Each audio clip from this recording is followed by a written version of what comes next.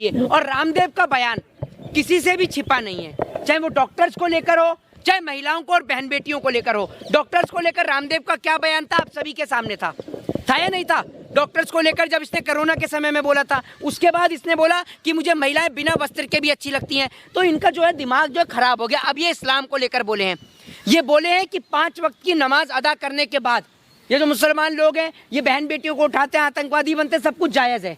एक बात बताइए, ये कहकर इन्होंने वो जो देश के तमाम स्वतंत्रता सेनानी थे, चाहे वो अशफाक उल्लाह खां हो, चाहे फिर वो अब्दुल कलाम आज़ाद हो, चाहे मीर उस्मान अली हो, चाहे बहादुर शाह जफर हो, तमाम सभी लोगों का, स्वतंत्रता सेनानियों को अपमानित करने का काम किया है। क्या अब्दुल कलाम आज़ाद इस प्रवृत्ति के थे? मैं आपसे पूछना चाहता हूँ। देश के चाहे हिंदू हो, चाहे मुस्लिम हो, चाहे सिख हो, चाहे ईसाई हो, हर एक व्यक्ति अब्दुल कलाम आज़ाद का सम्मान करता है नहीं करता है? मैं आपसे पूछना चाहता हूँ, आप एक पत्रकार हैं, भले ही आप लोग की विचारधारा एक अलग अलग हो सकती है, लेकिन अब्दुल कलाम आज़ाद को तो हर एक सम्मान करता है ना व्यक्ति। अशफाक उल्लाह खां को हर एक व्यक्ति सम्मान करता है नहीं करता है उनका? तो आप एक बात बताइए, थे तो वो भी मुस्लिम, तो आपने ये कहकर उन तमाम लोगों को अपमानित करने का काम किया है। लेकिन देश की सरकार सबसे बड़ी तमाशीन बन के बैठी रही।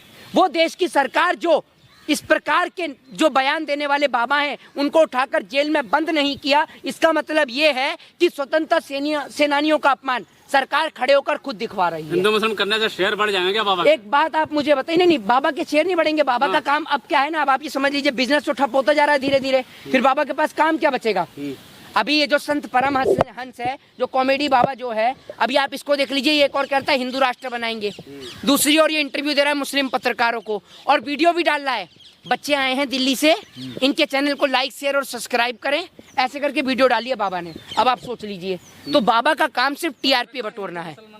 हाँ जी, नहीं, आप कैसी बात कर रहे हैं? ये बीजेपी वालों से आप ये सवाल करेंगे ना जो इस तरीके की बात करते हैं हिंदू राष्ट्र वाली। दूसरी बात ये, मैं रामदेव से यही पूछना चाहता हूँ कि ये मुझे बताइए कि शाहनवाज हुसैन भी मुस्लिम है, क्योंकि मुख्तार अब्बास नकवी, फिर तो वो भी यही काम करते होंगे। तो सरकार उनको बीजेपी की पार्टी में रहते हुए अब तक पार्टी में कैसे हैं? और शाहनवाज हुसैन, सुन लीजिए, ये जो बयान दिया गया है तमाम मुसलमानों के लिए दिया गया है, सुन लीजिए, ईसाइयों के लिए भी बोला गया, मैं बता रहा हूँ। लेकिन 5 वक्त की नमाज अदा करने का काम तो शाहनवाज हुसैन भी करते हैं, मुख्तार अब्बास नकवी भी करते हैं। तो मुख्तार अब्बास नकवी तो भारतीय जनता पार्टी के अंदर है, शाहनवाज हुसैन भारतीय जनता पार्टी के अंदर है, तो अब तक ये लोग कोई जवाब क्यों नहीं दे रहे हैं सामने आकर? हिंदू राष्ट्र का भी झंडा उठा लिया ना बाबा ने भी। एक बात आप मुझे बताइए, आप हिंदू राष्ट्र के लिए क्यों जनता को पागल बना रहे हैं?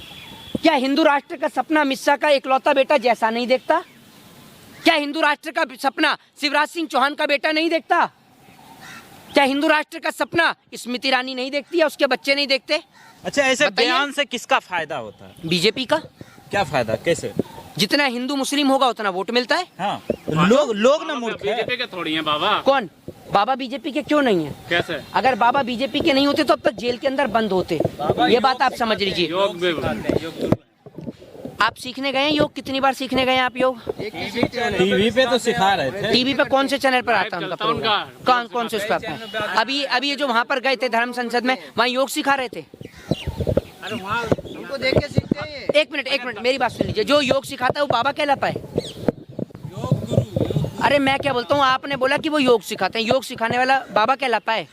अच्छा, लोग क्यों नहीं समझ रहे हैं? लोग क्यों उनके बातों में आ रहे हैं? मेरी बात सुनिए, लोग बातों में क्या आ जाएंगे? आप एक बात मुझे बताइए, आप किसी एक जाति धर्म मजहब को टारगेट करेंगे तो क्या किसी को ठेस नहीं पहुंचेगी?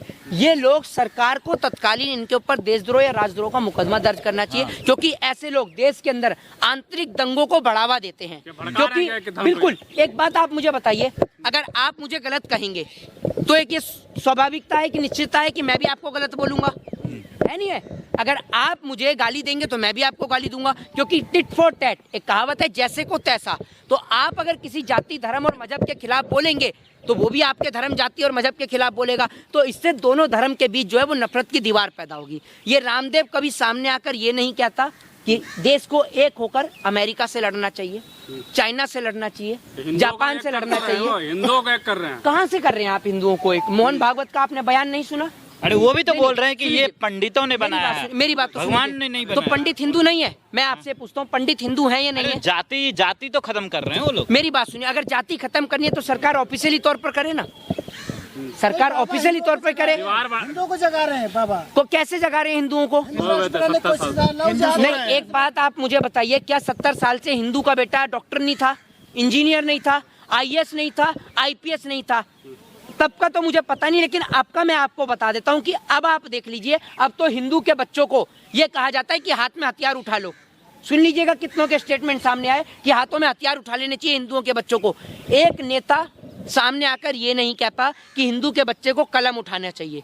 क्या हिंदू का बच्चा हाथ में कलम उठाकर ताकत से नहीं रख सकता? आपको इस देश का चौथा स्तंभ कहा जाता है, आप कलम पे भरोसा करते हैं या हथियार पर? मैं आपसे पूछना कर चाहता हूँ, कलम पे भरोसा रखते हैं ना, तो आप क्या कहते हैं अपने बच्चों को भी, अपने परिवार के लोगों को भी कि आप कलम पे भरोसा करिए?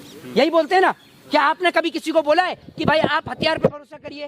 तो रामदेव जैसे लोग जो हैं हिंदू मुसलमान के बीच एक नफरत को पैदा करने का तिलक काम नहीं लगवाया, इमरान मलिक ने तिलक नहीं लगवाया, उस पर बवाल कर दिया कि तिलक क्यों नहीं लगवा रही है। एक बात आप मुझे बताइए, कोई व्यक्ति तिलक लगवाता है नहीं लगाता है? अब आप एक बात मुझे बताइए, अब देश के अंदर अगर कोई प्रोग्राम है मुस्लिम भाइयों का और वहाँ हिंदू पहुंचते हैं, तो अगर वो हिंदू नहीं लगाता अपने सर पे टोपी, तो आप उसको क्या कहेंगे?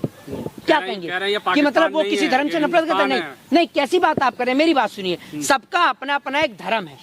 अब आप जब गुरुद्वारे में जाते हैं तो आपको अपने सर को ढकना ही पड़ेगा, आपको अपने सर को ढकना ही पड़ेगा।